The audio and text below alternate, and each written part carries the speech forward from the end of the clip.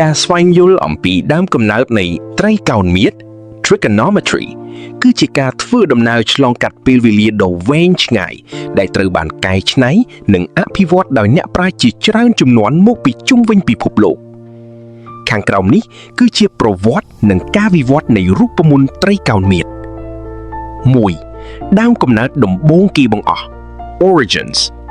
សម័យអេស៊ីបនិងបាប៊ីឡូនការចាប់ផ្ដើមដំបូងបំផុតមិនទាន់មានរូបមន្តច្បាស់លាស់ទេប៉ុន្តែពួកគេបានប្រើប្រាស់គោលការណ៍នៃសមាមាត្រដើម្បីវាស់កម្ពស់ពីរ៉ាមីតនិងវាស់ស្ទង់ដីធ្លី Hipparchus សតវត្សទី2មុនគ្រិស្តសករាជលោកត្រូវបានគេចាត់ទុកថាជា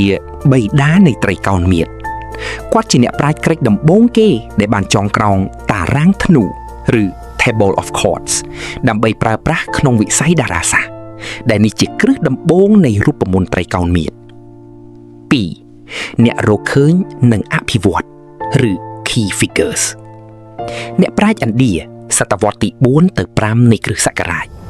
គណិតវិទូឥណ្ឌាបានប្ដូរពីការប្រើធ្នូពេញមកប្រើពាក់កណ្ដាលធ្នូដែលជាប្រភពដើមនៃអនុគម Sinis ឬ Sin ដែលយើងប្រើសពថ្ងៃ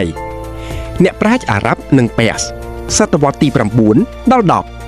ពួកគេបានដើរតួយ៉ាងសំខាន់ក្នុងការបង្កើតអនុគមផ្សេងទៀតដូចជាតង់សង់កូតង់សង់សឺកង់និងកូសឺកង់ពួកគេក៏បានរកឃើញច្បាប់ Sinis ឬ Law of Sines ផងដែរ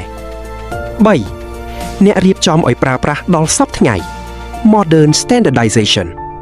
Leonhard Euler សតវត្សទី18គាត់គឺជាអ្នកដែលបានរៀបចំនិមិត្តសញ្ញានិងទម្រង់រូបមន្តត្រីកោណមៀតឲ្យមានលក្ខណៈស្តង់ដារដោយដែលយើងរៀនសពថ្ងៃគាត់បានភ្ជាប់ត្រីកោណមៀតទៅនឹងចំនួនកុំផ្លេចតាមរយៈរូបមន្តដ៏ល្បីល្បាញ